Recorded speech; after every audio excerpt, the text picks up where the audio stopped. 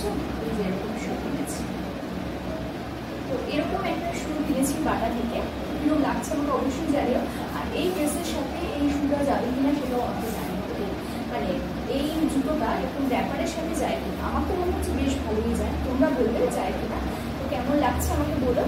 আর একটু fog fog লাগছিল না ওখানে, তো মনে হলো যে চলে আসি তোমাদের সামনে। তো চলে এসছি।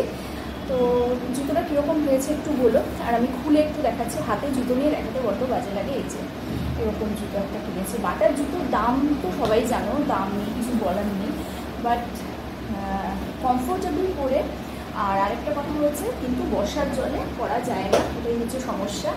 কিন্তু জুতোটা পরে খুব আরাম আর খুব স্টাইলিশ।